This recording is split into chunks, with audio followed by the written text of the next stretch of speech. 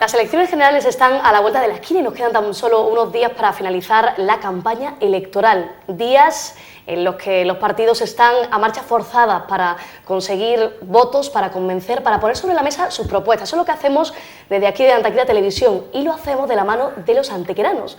Hoy está con nosotros Débora León, gracias por acompañarnos. A vosotros. Número 2 del Partido Socialista al Senado por Málaga. ¿Cómo va esa campaña electoral? Bueno, pues te podrás figurar, porque no solo ha sido la campaña, sino también la pre-campaña, calentando. Que ha durado también motores. muchísimo, ¿verdad? Pues sí, pues ya estaremos aproximadamente desde el mes de final de octubre, principio de noviembre, ya estábamos ahí calentando bastante la situación, ¿no?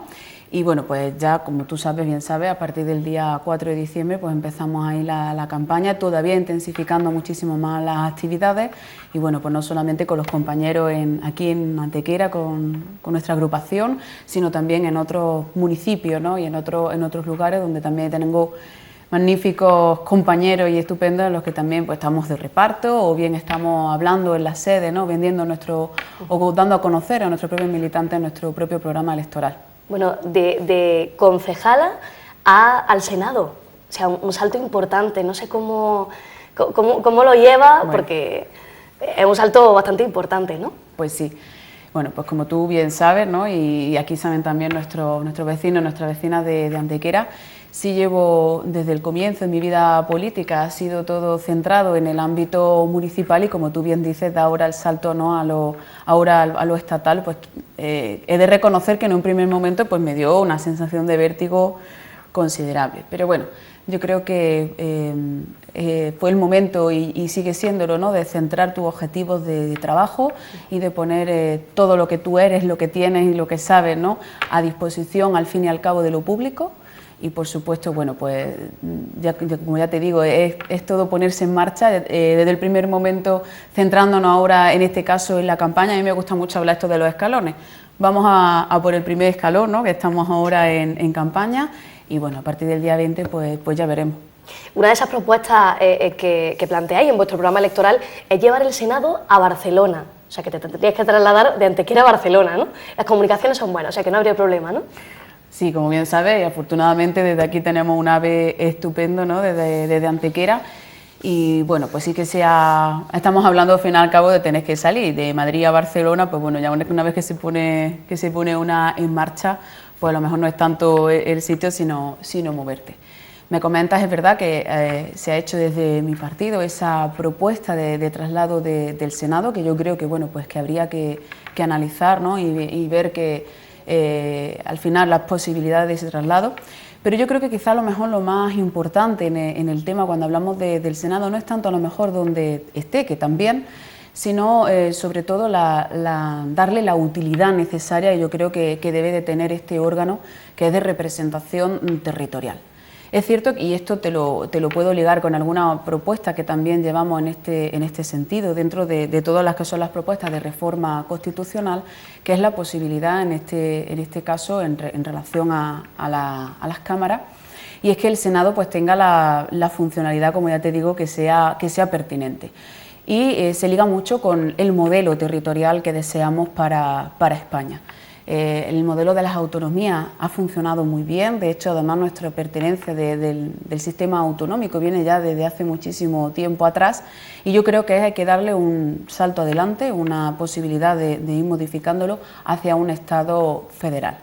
Luego en un Estado federal la Cámara del Senado pues tendrá que adaptarse lógicamente a ese nuevo modelo territorial y por supuesto yo creo que recuperar, ¿no? Esa funcionalidad que tiene como Cámara de Representación Territorial, yo creo que de bastante importancia. ¿Con ello queréis convencer a los independentistas para que se olviden de esa solicitud que piden para separarse de España y que se creen españoles, ¿no? No sé, ¿cuál es el objetivo de llevarlo a Barcelona?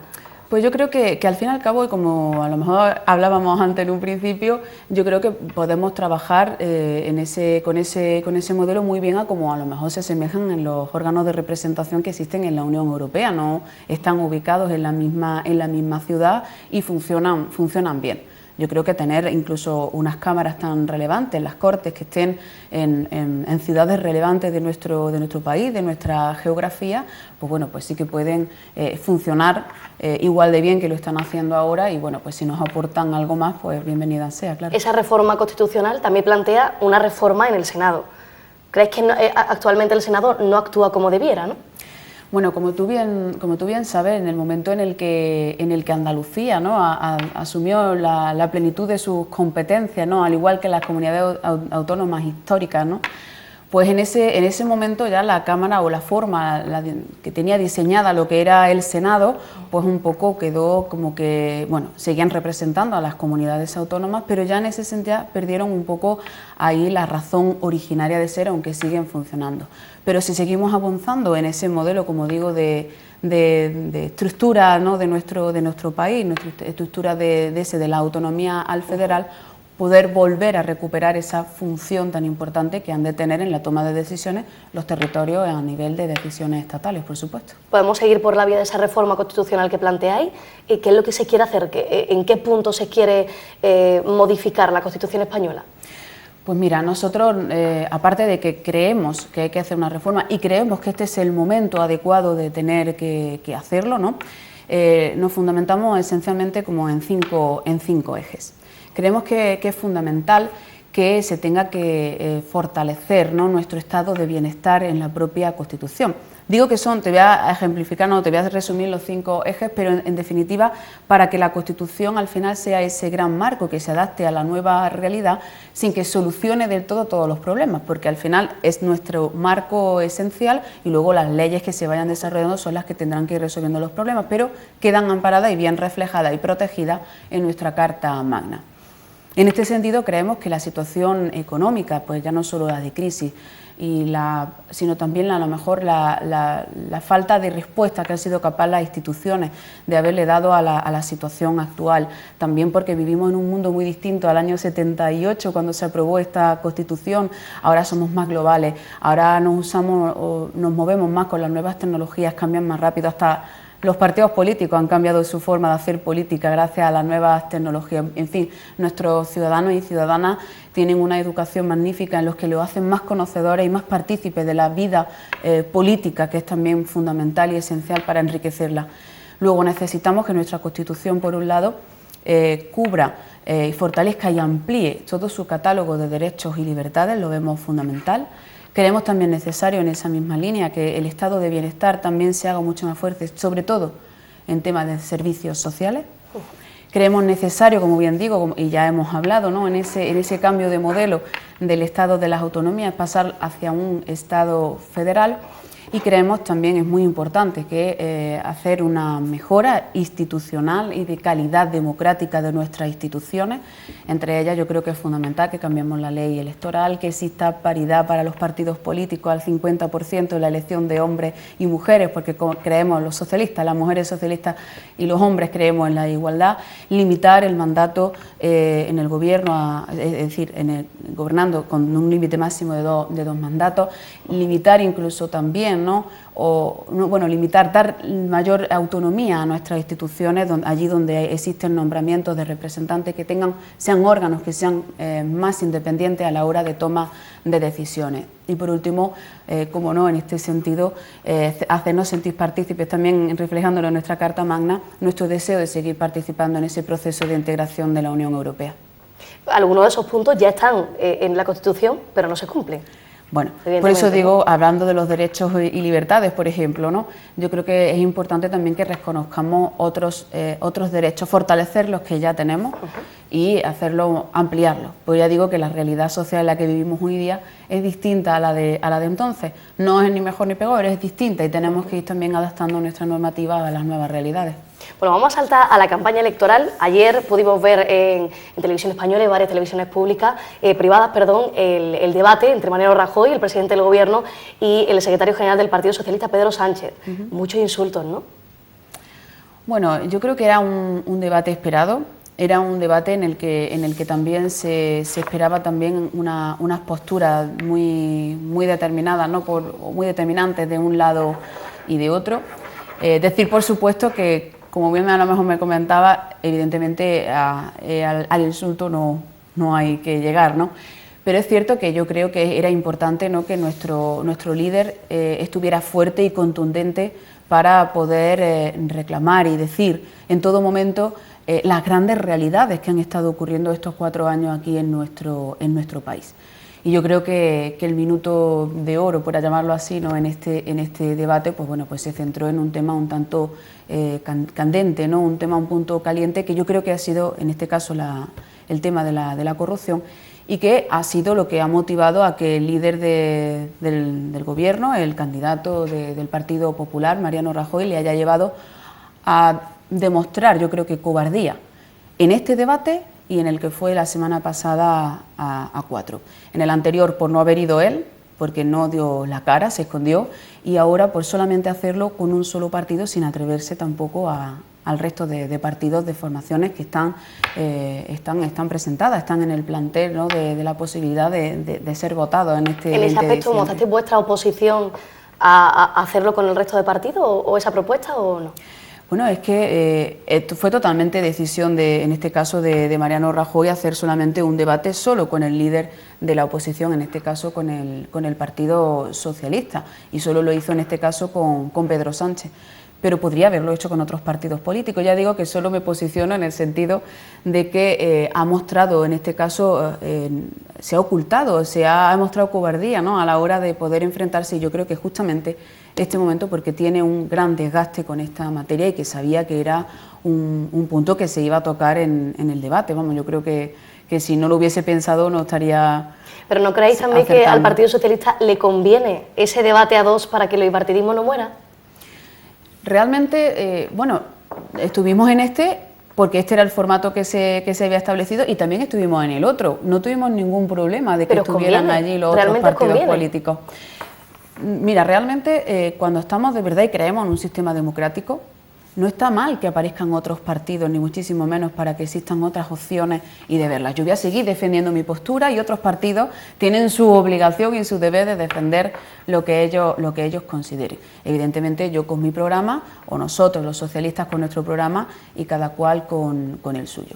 Es cierto que son formaciones, de hecho incluso Podemos, lo recuerdo yo en los primeros debates que se le veían, ¿no?, en la televisión, en la que se empeñaba en todo momento en que no se le encasillara con que estaba en el arco político, que ellos no estaban ni en la izquierda ni en la derecha, era como si quisieran estar, ¿no?, quedar un poco ahí fuera, cuando al final, pues bueno, pues sabemos que aunque se puede identificar más en el arco de la izquierda, está claramente en una posición, igual que la está Ciudadanos en ese arco político.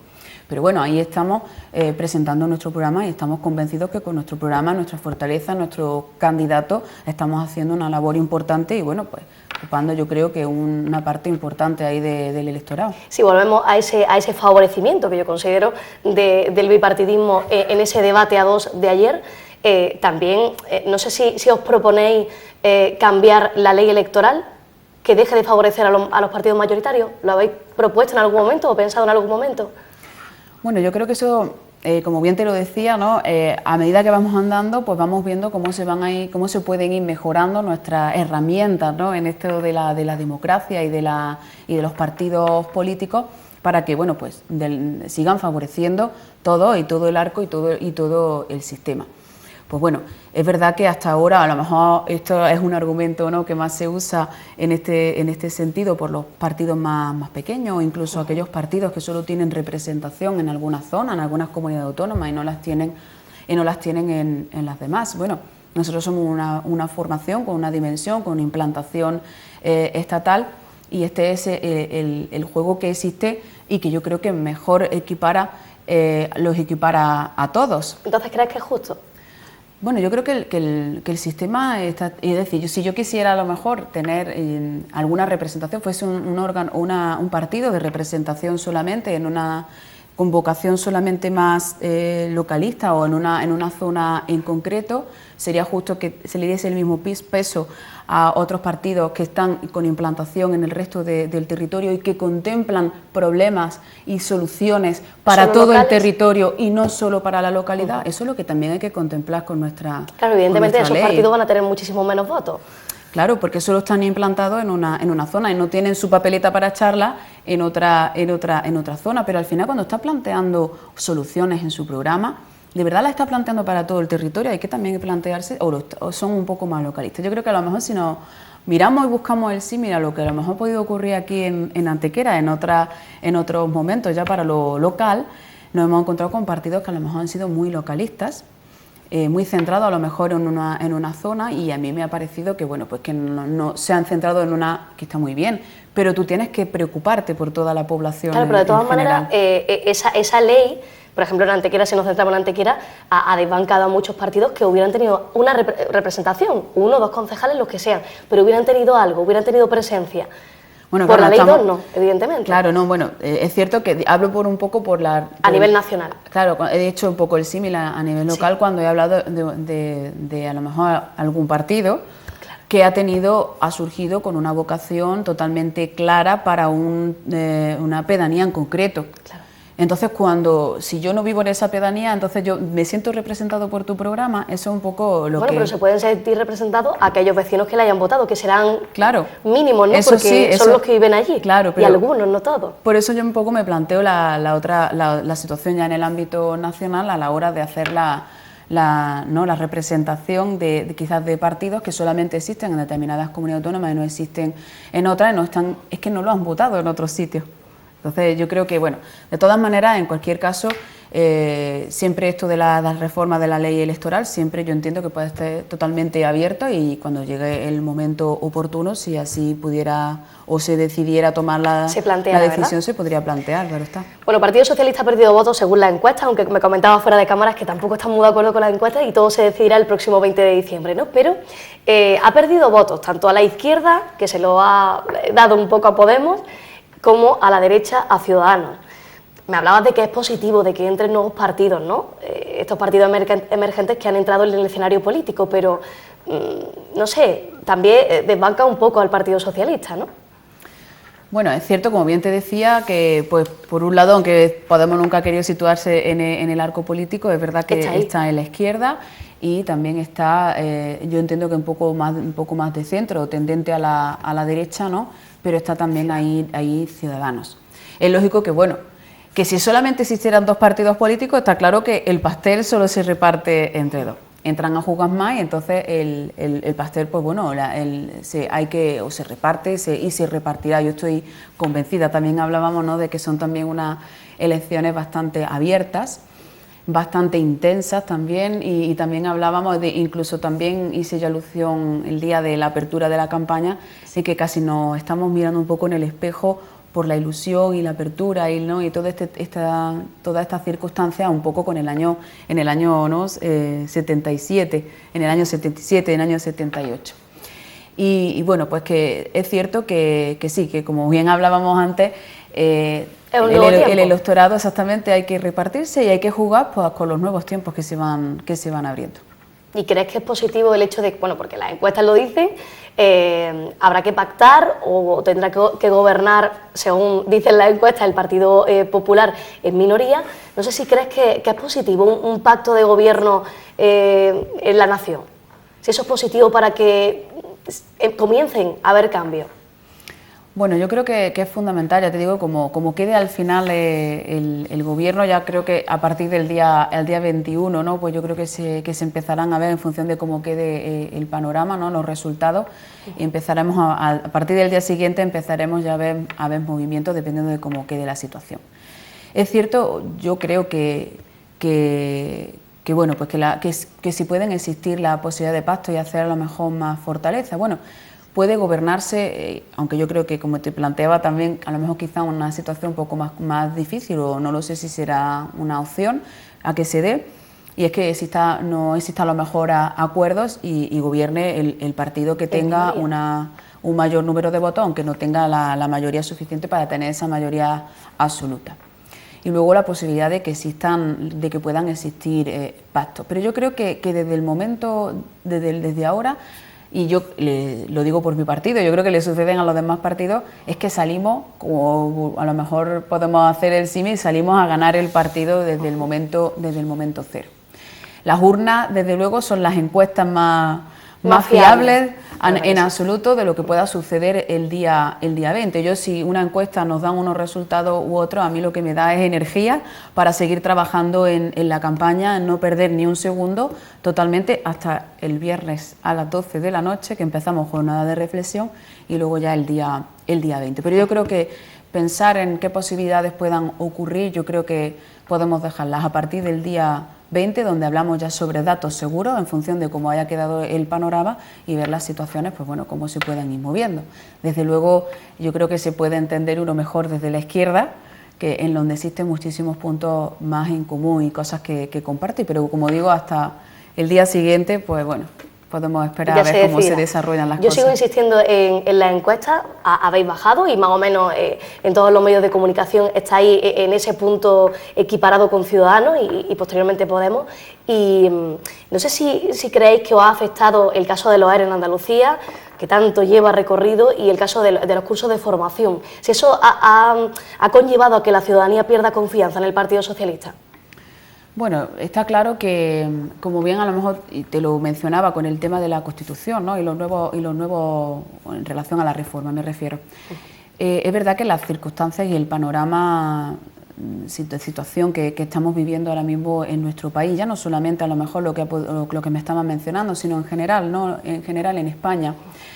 Cualquier situación que pueda surgir en este sentido de corrupción, o que pueda surgir de esta índole, evidentemente causa un daño, digamos, y desafección del propio ciudadano con respecto a la política. Pero yo creo que los ciudadanos están siendo bastante responsables y entienden que al final el camino para poder conseguir esos cambios al final pasa por todo el sistema democrático y todo el juego de todo el sistema de partidos, para, si se han hecho cosas mal, se incidan sobre ellas, se endurezcan en este caso las medidas necesarias para que no vuelvan a ocurrir, o en el caso de que ocurra se sancionen en la medida adecuada, en la medida justa, y yo creo que por ahí es donde debe de seguir el camino. Poniendo sobre la mesa propuestas que convenzan, propuestas que vean que existen intención de que no se queda todo igual y esperemos a que pase el temporal, sino que intentamos cambiarlas para poder acomodarla a la nueva situación, ¿no? Es verdad que puede provocar muchísimos daños, como tú a lo mejor decías, en el tema del voto. Yo creo que realmente los ciudadanos, como digo, están haciendo un buen ejercicio de responsabilidad. Habrá quien esté a lo mejor con el voto muy indeciso y todavía a lo mejor no se haya decidido. Quizás estén esperando hasta el final un poco del juego, ¿no? Para luego, quizás a lo mejor hasta el mismo momento de que estén allí en su cabina, decidir qué papeleta cogen, decidir, ¿no? Exactamente qué es lo que al final van a echar en la urna. Pero creo que se están poniendo sobre la mesa, sobre todo desde nuestro programa electoral, medidas que pueden convencer al ciudadano de que de verdad queremos que las cosas cambien, queremos que se adapten a los nuevos tiempos, que se mejoren todas las medidas, todo en pro al ciudadano, a la ciudadana y a sus necesidades, que yo creo que es lo fundamental, hacia donde hay que mirar y recuperar la confianza, desde luego. Si seguimos con los casos de corrupción, en el caso de los ERE todavía no se ha zanjado nada, y encima se ha desplazado a la jueza Laya, es decir, mucha confianza no se da de que al final se juzgue a aquel que ha cometido el delito y que ha metido la mano en la caja, ¿no? No sé, con ese desplazamiento no queda claro que al final se juzgue a quien al final haya hecho las cosas mal. Bueno, si hablamos en este caso en concreto, está claro que cuando un tema ya empieza a judicializarse, yo creo que podemos opinar desde fuera, pero no interferir evidentemente en este sentido, y lo que tenga que resolverse a nivel judicial, pues bueno, pues que siga por los cauces y se resuelvan por los cauces, en este caso judiciales. Está claro, y en el caso que tú me mencionas, está claro que ante alguna irregularidad o circunstancias en las que no quede claro, o que se demuestre se demuestre que ha existido irregularidades y circunstancias en las que no tendrían que haber ocurrido, que recaiga la responsabilidad máxima que se le pueda imputar a quien corresponda. Eso está claro, yo creo que en eso no nos vamos a encontrar nadie que diga algo diferente. Desde luego sí que creemos que bueno, pues que deban de llegar al final y llegar a buen puerto todas estas circunstancias para que se esclarezca lo máximo posible la situación. Así que bueno, esperaremos a ver cómo van marchando, ¿no? la evolución de estos casos, pero bueno, de este o de cualquier otro. De hecho, sí te había mencionado con anterioridad, en este sentido, modificar la Constitución en el sentido de que exista quizás mayor autonomía en la toma de decisiones, en este caso de los órganos judiciales, a pesar de que en ellos sí que existen nombramientos por parte de las cámaras, pero que exista mayor independencia precisamente para que no puedan ocurrir casos en los ese tipo de cosas. Exactamente, no ocurran este tipo de circunstancias y que exista una mayor autonomía, mayor deslinde, ¿no?, en la toma de decisiones, sobre todo en los casos judiciales. No, ya, bueno, en general, pero sobre todo en este caso cuando bueno, puedan existir o alguna implicación de los propios órganos que son los que los ponen. Ahí vamos, ¿no? Proponéis en esa lucha de fraude fiscal incrementar hasta en 5.000 funcionarios en el ámbito tributario para evitar este tipo de circunstancias, ¿no? Sí, bueno, es una propuesta, ¿no?, como alguna más en las que puedan existir, no solo en este ámbito, porque estamos convencidos que ahí es donde tenemos que poner el punto de mira. Recuerdo que la semana pasada, ¿no?, fue un encuentro en un instituto, ¿no?, con compañeros de otras formaciones políticas, hablando precisamente de la reforma constitucional, y este era precisamente un tema en el que salía y ponía un poco en duda de que hubiese que tener mayor personal al servicio de del tema de la administración y de la gestión tributaria. Yo la verdad es que me sorprendió un poco, porque precisamente era un representante de Podemos el que lo decía, y entonces yo le preguntaba, yo le decía, entonces no investigamos, lo dejamos estar. Esa es la solución, no reforzamos. Allí donde estamos más carentes y con más necesidad, y en un tema tan sensible y tan preocupante como puede ser para los ciudadanos y las ciudadanas, pues yo creo que ahí es donde tenemos que poner precisamente nuestro esfuerzo y nuestro punto de mira para que así sea, para que exista igualdad y equidad y todos cumplan en la justa medida que nos corresponden. Porque bueno, los ciudadanos tenemos derechos, pero también hay obligaciones que también hay que cumplir, y estas pendientes de que bueno, existan ahí la vigilancia suficiente para que exista un cumplimiento de lo justo y lo necesario, pero para el bienestar de todos. En definitiva, yo hacía poco que veía, ¿no?, en las redes un vídeo que me parece que lo explica fenomenal, y hablaba un poco de cómo sería nuestra vida cotidiana si no, en este caso, no pagáramos impuestos.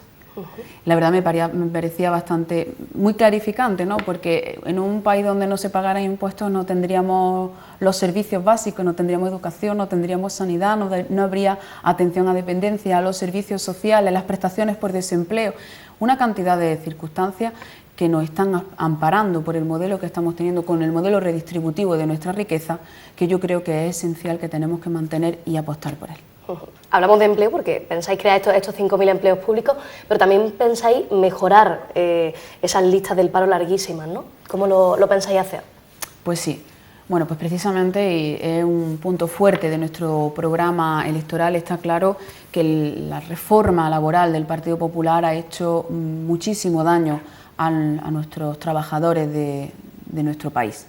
Nos hemos encontrado, y a mí esta frase me gusta porque es bastante clarificante, nos hemos encontrado con un mercado laboral que se ha convertido en un mercadillo de todo a 100, donde la mayor parte de los contratos que se están firmando en la actualidad son trabajos temporales, precarios, con unos sueldos irrisorios y sin ningún derecho. Los ciudadanos hoy día están totalmente desamparados en el tema del mercado laboral, y nosotros estamos convencidos de que las cosas se pueden hacer de otra manera, de que podemos estar generando puestos de trabajo, pero además reales, porque cuando nos dicen el número de puestos de trabajo que existen, de gente que está trabajando, yo me pregunto, ¿a cuántos días? No me estoy preguntando ni a cuántos meses ni a cuántos años, me estoy preguntando ¿a cuántos días se le están dando ese trabajo? A lo mejor no a cuántos días, son meses, pero con una situación horas lamentable. También. Exactamente. Entonces tú dices, bueno, ¿en qué se ha convertido realmente el mercado laboral? Porque hoy día en el seno familiar, que estén trabajando 4 miembros de la familia no te garantiza absolutamente tener la cobertura necesaria de los ingresos necesarios para tener una vida digna. Es que no estamos hablando de tener privilegios ni tener lujo, estamos hablando de tener una vida digna, y creemos que se pueden hacer las cosas de otra manera, crear empleo, y un empleo de calidad que permitan a los ciudadanos españoles a tener un proyecto de vida, al menos tener un proyecto de vida. En este sentido, bueno, pues por centrarme en algunas propuestas de las que llevamos en nuestro programa electoral, fundamentalmente derogar esa reforma laboral y crear un nuevo estatuto de los trabajadores, que siga defendiendo, proteger esos derechos del trabajo que tanto han costado ganar en estos años atrás, recuperar la negociación colectiva y mantener 3 tipos de contratos de trabajo, ¿vale? Como son los indefinidos, como son también los temporales y como son también los de formación,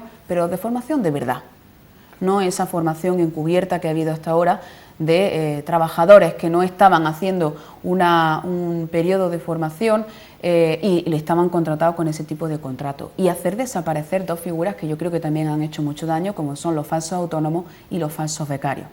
Mira, los jóvenes, si ya lo tienen difícil para entrar al mercado laboral, ya se le ponían las cosas bastante negras en el caso cuando se encontraban con este tipo de contratos, cuando realmente ocultaban una realidad muy distinta ahí detrás. Y yo creo que unido también a la posibilidad de subir el salario mínimo interprofesional, que está entre los 648 euros a unos 1.000 euros al final de dos mandatos, pero yo creo que también una medida muy concreta para los jóvenes y que yo creo que puede ser bastante interesante es la posibilidad de impartir unos cursos de unas 500 horas para que más de 700.000 jóvenes que están en desempleo y no tienen la formación obligatoria puedan tener la posibilidad de tener esa formación básica, esos estudios básicos necesarios, porque tienen un gran problema, y es que al no tener los estudios básicos están fuera de todo el circuito de formación y entonces no tienen la posibilidad de reciclarse para poder optar a otros puestos de trabajo. Con esta formación necesaria podrían entrar dentro de ese circuito de formación y poder reciclarse y tener otras opciones en otros puestos de trabajo.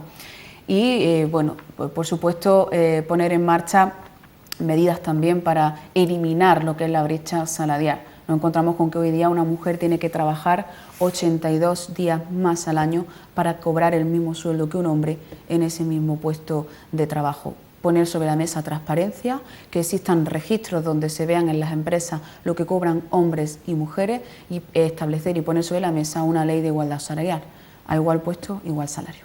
Con Pedro Sánchez supongo que vendrá la generación del cambio, ¿no? Porque tienes que reconocer que se perdieron muchísimos trabajos en la época de Zapatero y no se hizo nada.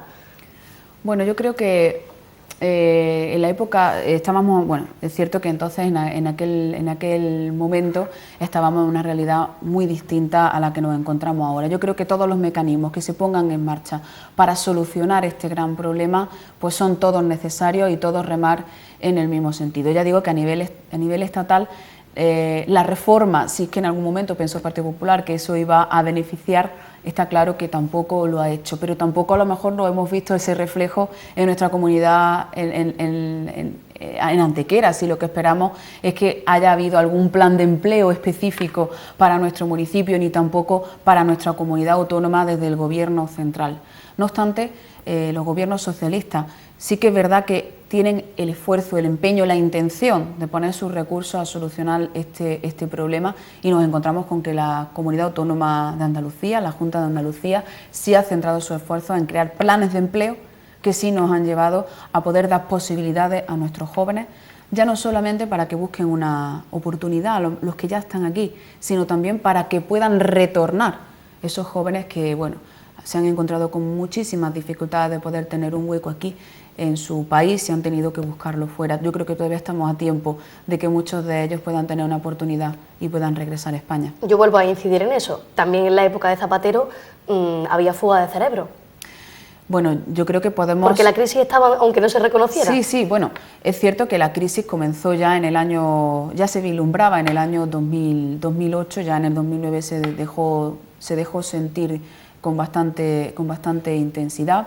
Es cierto que también no se tenía la perspectiva en aquellos años de cuán profunda iba a ser, de cuán larga iba a ser, de cuánta gravedad iba a suponer, donde a lo mejor lo que se pensaba que iba a ser un corto periodo de tiempo se ha hecho muchísimo más largo en el tiempo.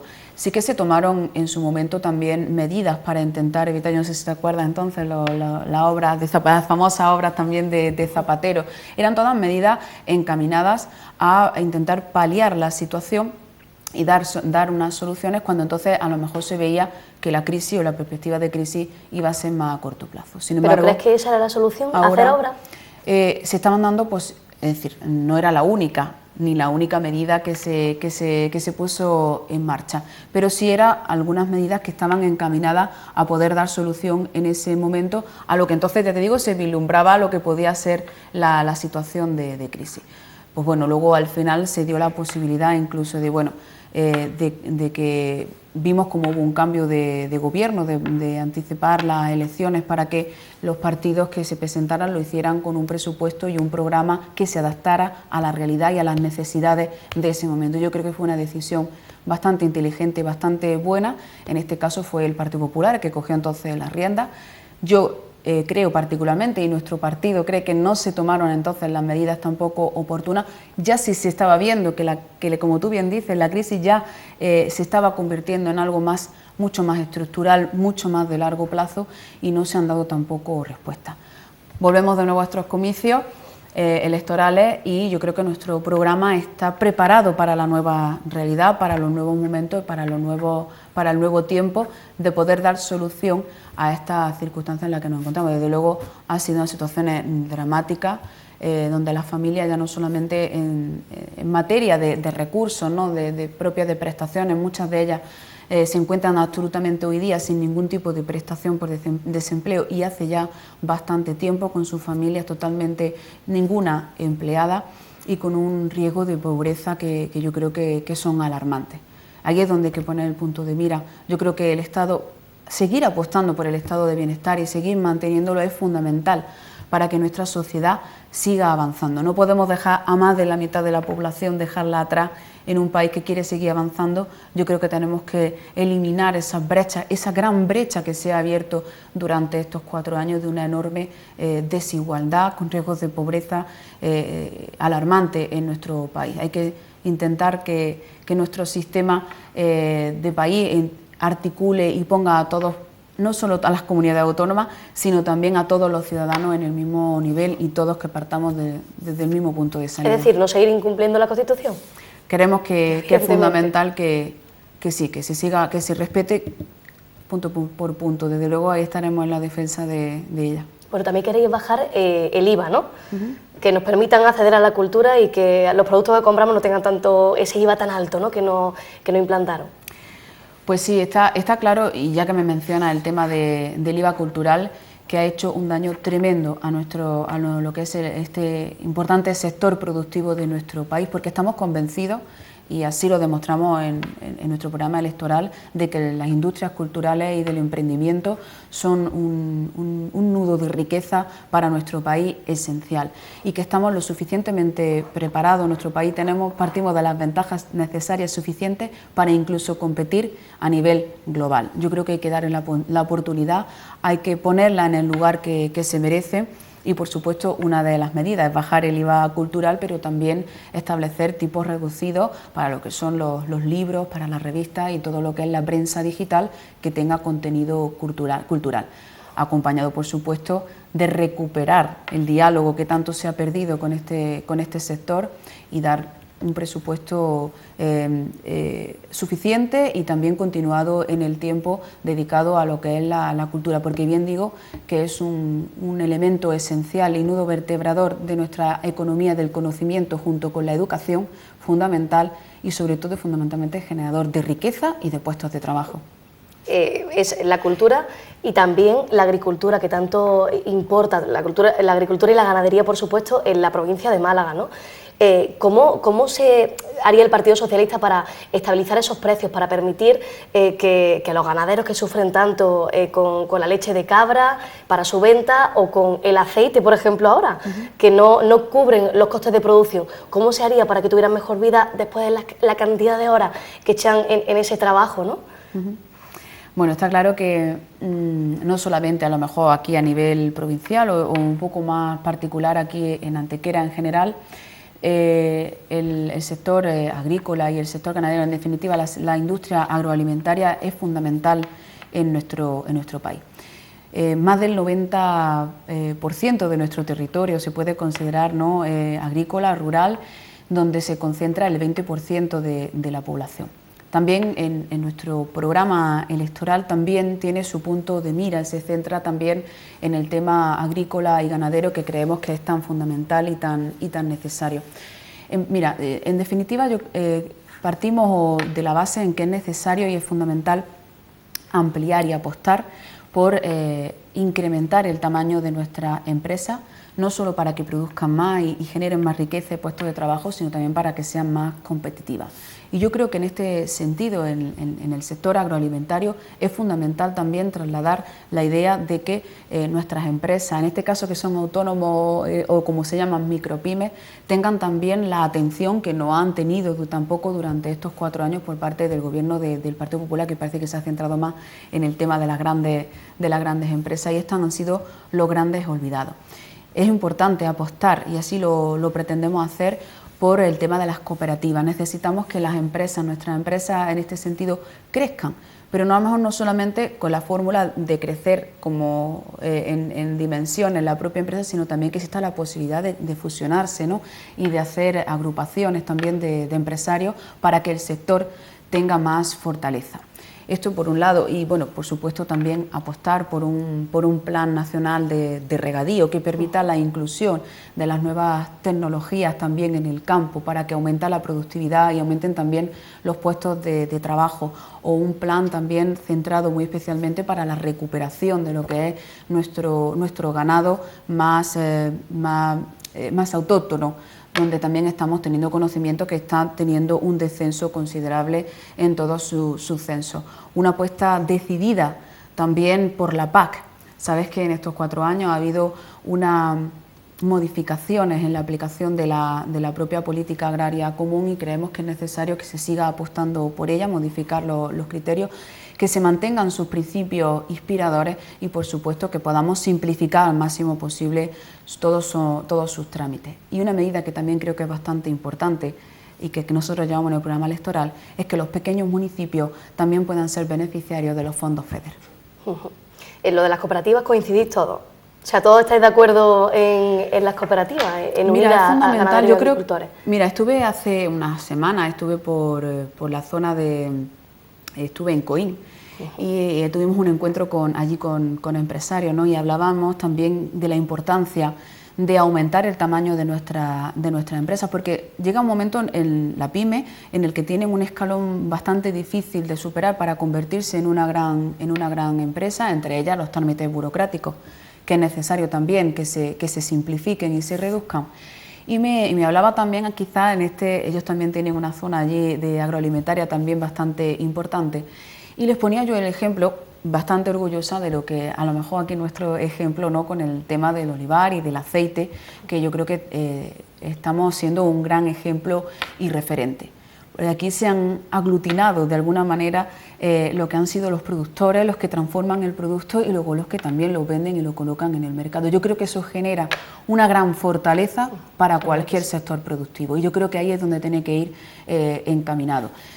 Todos los esfuerzos, todo lo que sirva para afianzar, crear industria transformadora del producto que se saca de la tierra es esencial también para generar riqueza.